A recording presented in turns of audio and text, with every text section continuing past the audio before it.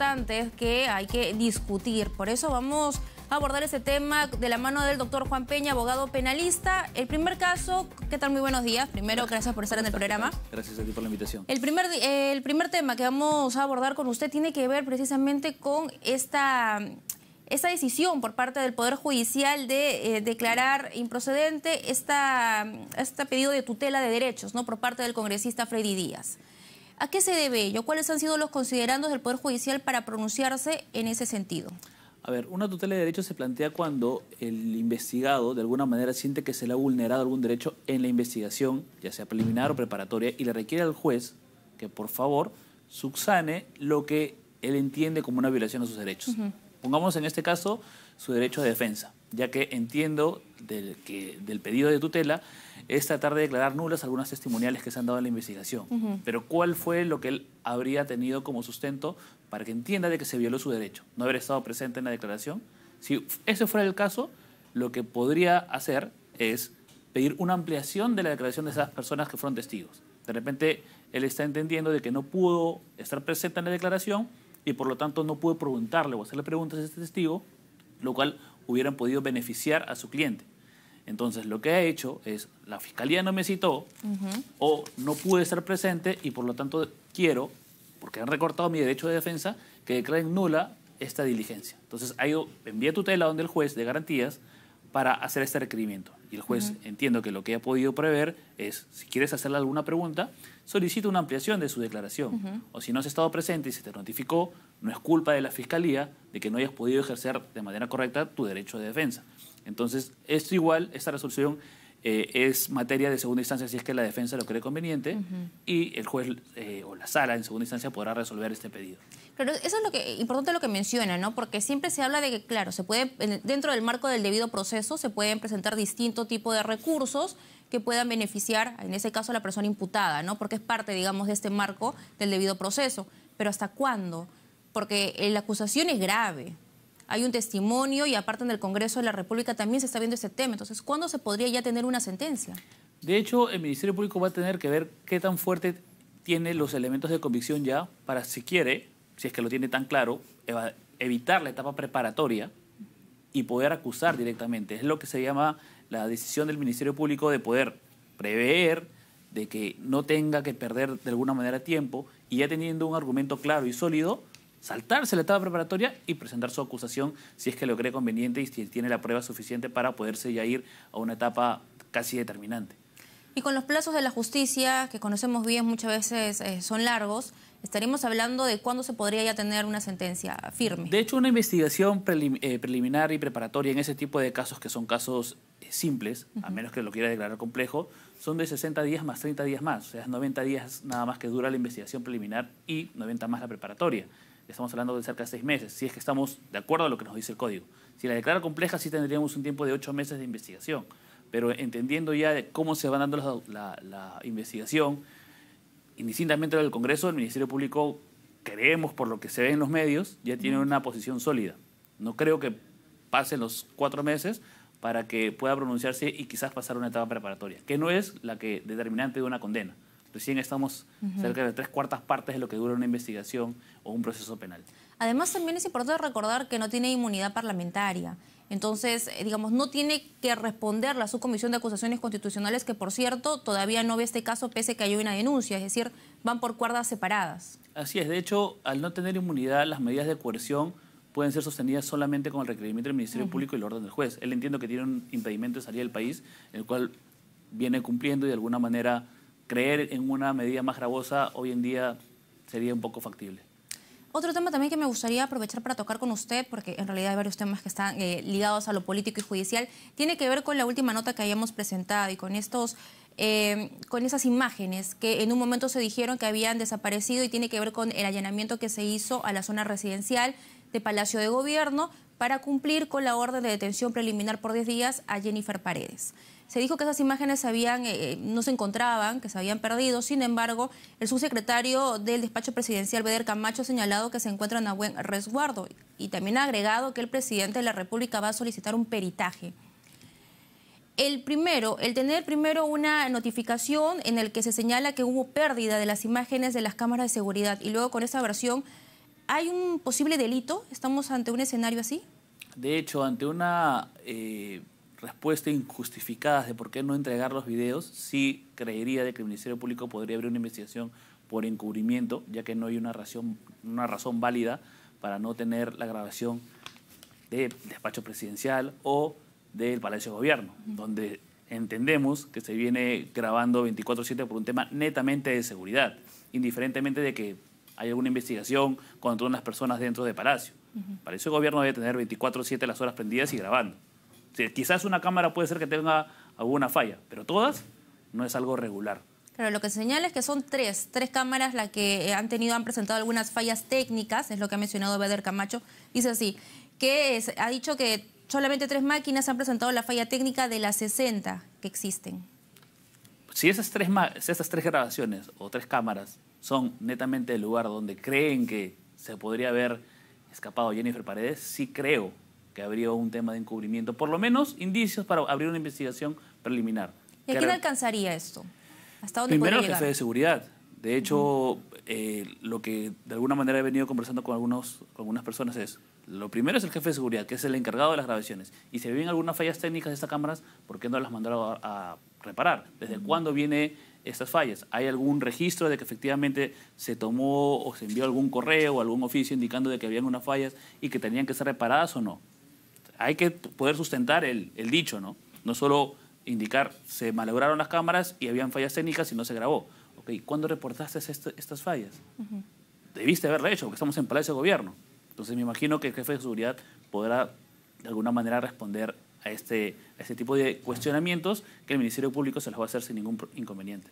Esto podría alcanzar incluso a la pareja presidencial porque la detención o esta orden de detención a Jennifer Paredes se da en el marco de esta presunta organización criminal que estaría liderada por el jefe de la República, Pedro Castillo, y estaría como coordinadora, según el esquema que ha establecido el Ministerio Público, Lilia Paredes, la primera dama.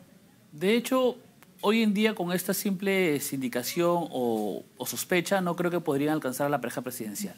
Pero, lamentablemente para el presidente Castillo he tenido la mala suerte de que siempre las cuerdas más débiles han terminado apuntando a él. Este podría ser un nuevo caso. Estamos hablando de Bruno Pacheco, Carolina López, Amir Villaverde. Todos comenzaron como las personas que eran investigadas y al final han terminado sindicando al presidente de algo más grave. Entonces seguramente esperemos por tratar de llegar a una estabilidad social ya en el país, de que este no sea un nuevo caso adicional donde una persona de muy bajo nivel respecto a una estructura de investigación, en el margen de una organización criminal, termina apuntando nuevamente al presidente. ¿Y qué va a suceder con Jennifer Paredes? Hay que mencionar y es importante recordar que la detención preliminar era solamente por 10 días. Y el día de mañana entiendo que se ocupen los 10 días, porque, y lo conversábamos antes de iniciar la entrevista, que se empieza a contar desde la orden de detención, más no del día en que ella se entregó al Ministerio Público. ¿Qué es lo que pasaría después? El Ministerio Público ya va a tener que definir si es que, antes de que se venzan estos 10 días, definir si es que formaliza investigación preparatoria o no.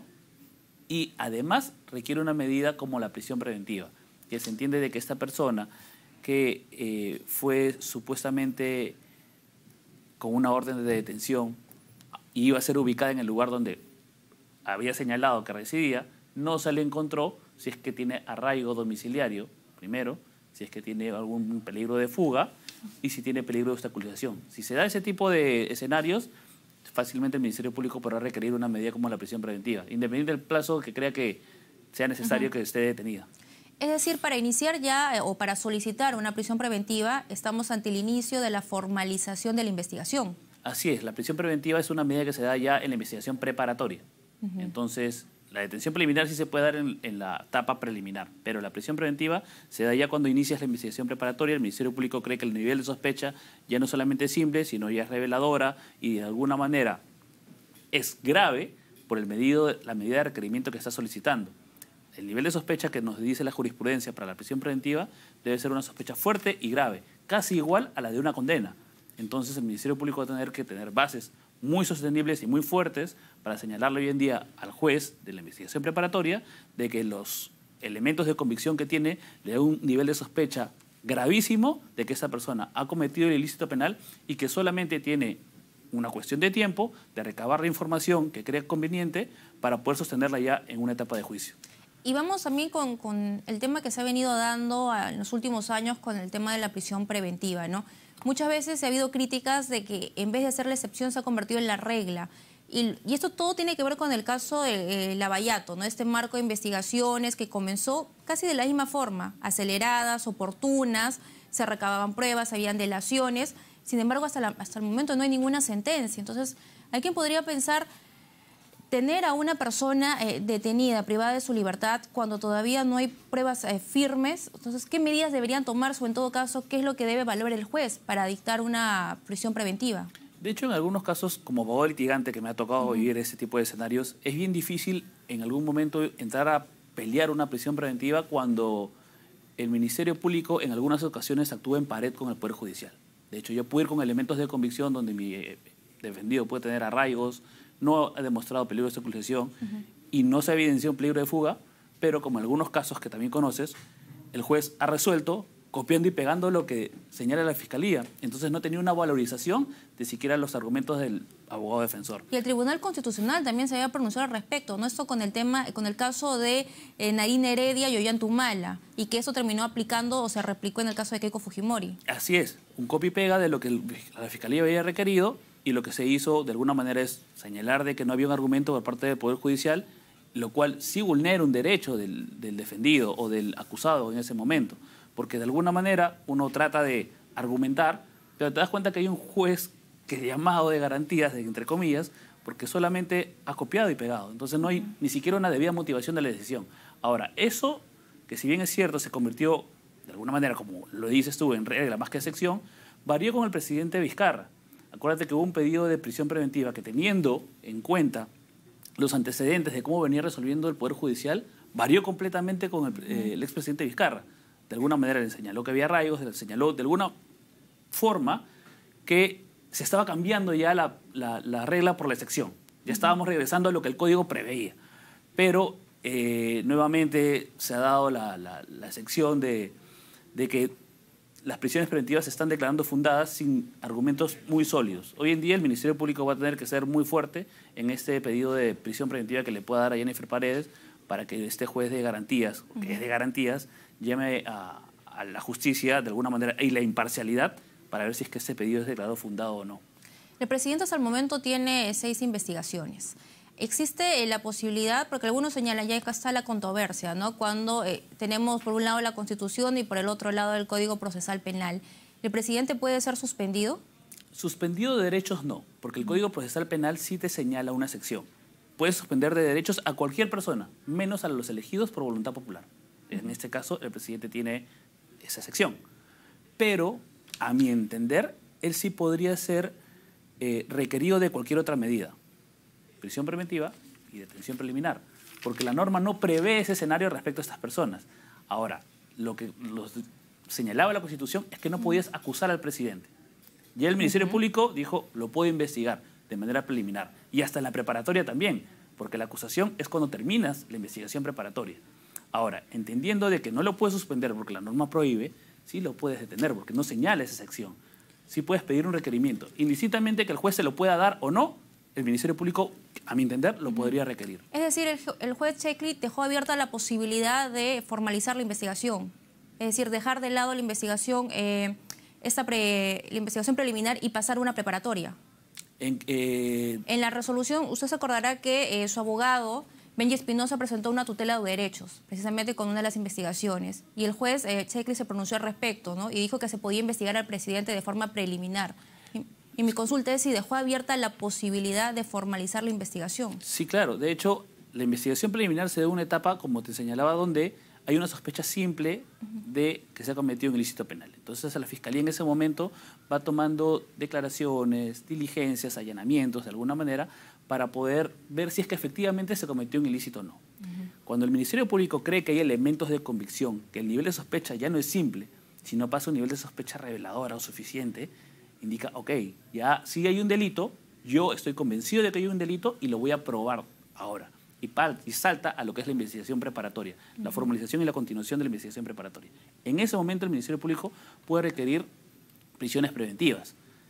No la norma, ni código, ni constitución nos señala que no se le puede pedir esa medida al presidente.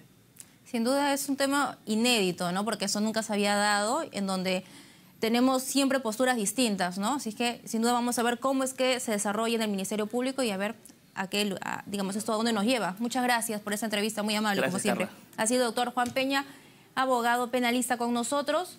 Nos vamos al Congreso de la